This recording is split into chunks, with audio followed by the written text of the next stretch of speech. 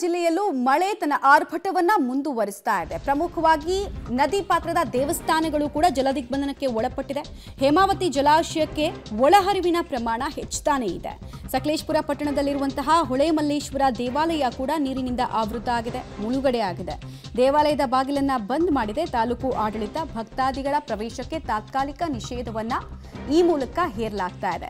ನೀರಿನ ಹರಿವು ಕಡಿಮೆ ಆಗೋ ತನಕ ಇತ್ತ ಕಡೆಗೆ ಬರದಂತೆ ಭಕ್ತಾದಿಗಳಿಗೆ ಸೂಚನೆಯನ್ನ ಕೂಡ ಆಡಳಿತ ಮಂಡಳಿ ಹಾಗೂ ತಾಲೂಕು ಆಡಳಿತ ಕೊಟ್ಟಿದೆ. ಮುಂಜಾಗ್ರತಾ ಕ್ರಮವಾಗಿ ಕಾರಣ ಹೇಮಾವತಿ ಜಲಾಶಯದ ಒಳಹರಿವು ಕ್ಷಣ ಕ್ಷಣಕ್ಕೂ ಹೆಚ್ಚಳ ಆಗ್ತಾ ಇದೆ. ಇನ್ನು ಹಾಸನದ 6 ತಾಲೂಕುಗಳಿಗೂ ಕೂಡ ಶಾಲಾ ಕಾಲೇಜುಗಳಿಗೆ ರಜೆಯನ್ನ ಘೋಷಿಸಿ ಮುಂಜಾಗ್ರತಾ ಕ್ರಮವನ್ನ ಕೈಗೊಳ್ಳಲಾಗಿದೆ.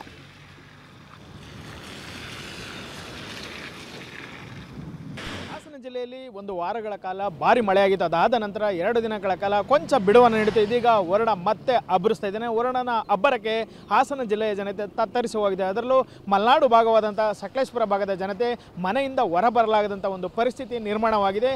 ಮತ್ತೊಂದೆಡೆ ಸಂತಸದ ವಿಷಯ ಎಂದರೆ ಜಿಲ್ಲೆಯ ಜೀವನದಿ ಹೇಮಾವತಿ ಜಲಾಶಯ ತುಂಬಿ ಹರಿತಾ ಇರ್ತಕ್ಕಂಥದ್ದು. ಈಗ ನೀವು ದೃಶ್ಯದಲ್ಲಿ ಗಮನಿಸ್ಬೋದು, ಇದು ಸಕಲೇಶಪುರ ಪಟ್ಟಣದಲ್ಲಿ ಹರಿತಕ್ಕಂತಹ ಹೇಮಾವತಿ ಜಲಾಶಯ.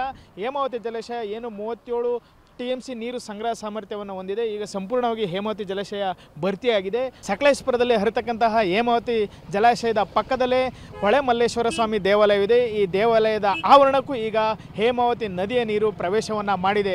ಹೇಮಾವತಿ ಜಲಾಶಯಕ್ಕೆ ಒಳಹರಿವು ಅಧಿಕ ಪ್ರಮಾಣದಲ್ಲಿ ಬರ್ತಾ ಇರೋದ್ರಿಂದ ಏನು ಹೊಳೆಮಲ್ಲೇಶ್ವರ ಸ್ವಾಮಿ ದೇವಾಲಯ ಸಂಪೂರ್ಣವಾಗಿ ಜಲಾವೃತವಾಗಿದೆ. ಈಗಾಗಲೇ ಅಲ್ಲಿರ್ತಕ್ಕಂತಹ ಪೂಜಾ ಸಾಮಗ್ರಿಗಳಿರ್ಬೋದು, ಹುಂಡಿ ಇರ್ಬೋದು, ಎಲ್ಲವನ್ನೂ ಸಹ ಹೊರಗೆ ತರಲಾಗಿದೆ. ಅಲ್ಲದೆ ಸ್ಥಳಕ್ಕೆ ತಹಶೀಲ್ದಾರ್ ಇರ್ಬೋದು, AC ಅವರು ಸಹ ಭೇಟಿಯನ್ನು ನೀಡಿ ಪರಿಶೀಲನೆ ನಡೆಸಿ ಯಾರು ಸಹ ಹೊಳೆಮಲ್ಲೇಶ್ವರ ಸ್ವಾಮಿ ದೇವಸ್ಥಾನಕ್ಕೆ ನೀರು ಕಡಿಮೆ ಆಗುವವರೆಗೂ ಬರದಂತೆ ಸೂಚನೆಯನ್ನು ಸಹ ನೀಡಿದ್ದಾರೆ. ಅಲ್ಲದೆ ಈಗ ಸಕಲೇಶಪುರ ಮತ್ತು ಚಿಕ್ಕಮಗಳೂರು ಭಾಗದಲ್ಲಿ ಅಧಿಕ ಪ್ರಮಾಣದಲ್ಲಿ ಮಳೆ ಆಗ್ತಿರೋದ್ರಿಂದ ಹೇಮಾವತಿ ರಾಜ್ಯಕ್ಕೆ ಸರಿಸುಮಾರು 40,000ಕ್ಕೂ ಅಧಿಕ ಕ್ಯೂಸೆಕ್ ನೀರು ಹರಿದು ಬರ್ತಾ ಇದೆ. ಆದ್ದರಿಂದ ಈಗಾಗಲೇ ಹೇಮಾವತಿ ಜಲಾಶಯದ ಅಧಿಕಾರಿಗಳು ಒಂದು ಸೂಚನೆಯನ್ನು ನೀಡಿದ್ದಾರೆ.